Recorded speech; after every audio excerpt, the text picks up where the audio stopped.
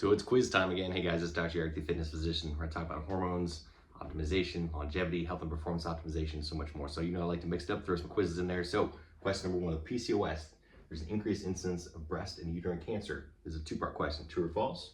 And number two, part two of that, is it due to increased estrogen, decreased progesterone? What is the answer?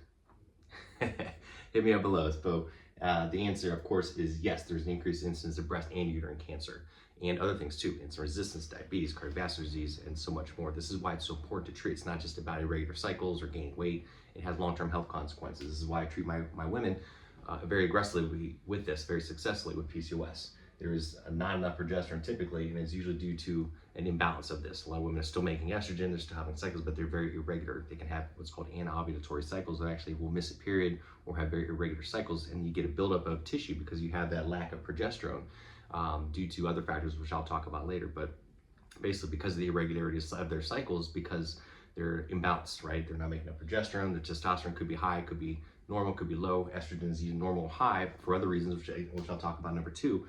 But basically, the whole premise is insulin resistance, and it leads to irregularities in everything, right? All the hormones are related. The insulin resistance leads to other issues and other problems in the bottom line. And then in the end, again, because of that imbalance, the lack of progesterone, you get too much estrogen for too long without enough progesterone to oppose it.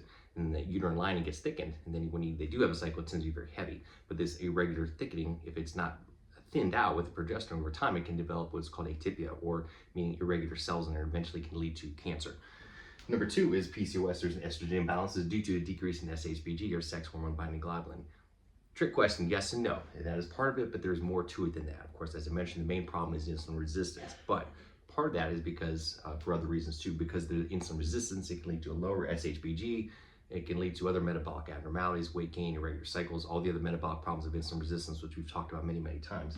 And when you get this, there's decreased SHBG. This is why a lot of people with insulin resistance, prediabetes, have low SHBG, and that's, people ask, how do I lower? Well, get fat, eat junk, and get a lot of fat, because then you're going to drop your SHBG, but that's not good.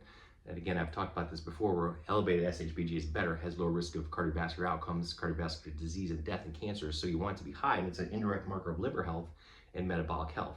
And typically when it's low, it's because you have insulin resistance.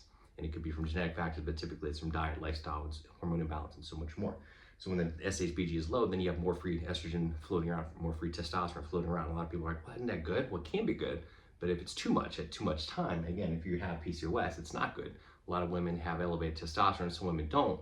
And again, it's not that testosterone is bad. A lot of women have a hypersensitivity to it in their skin, in their tissues, and their hair. This is why a lot of women get some acne or hair growth or hair thinning.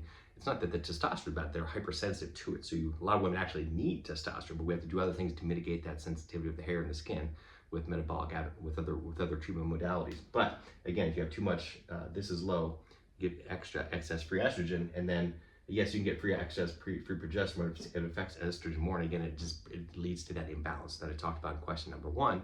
And this is why so many women with PCOS need more progesterone, and typically they need thyroid and other treatment for the insulin resistance to fix this.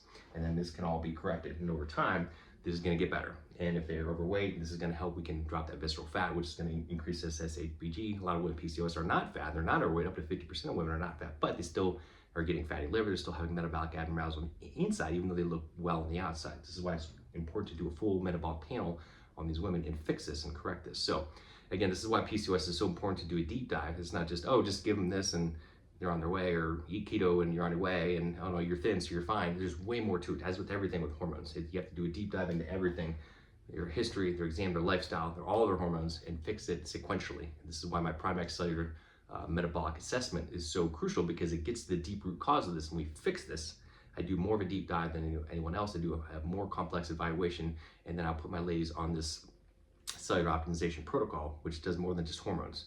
And we look at all these things and we fix them, and then you get better results, period. So if you're interested, reach out, check out my VIP assessment from on drericprimax.com, or hit me up below. And if you want to find out more, and if you have any questions at all, I have a ton of free content out there, so check out my social media channels and hit me up below. Please like and share this post. Remember, have a great day, and remember, live to give. Do something nice for someone and pass it forward and encourage them to do the same.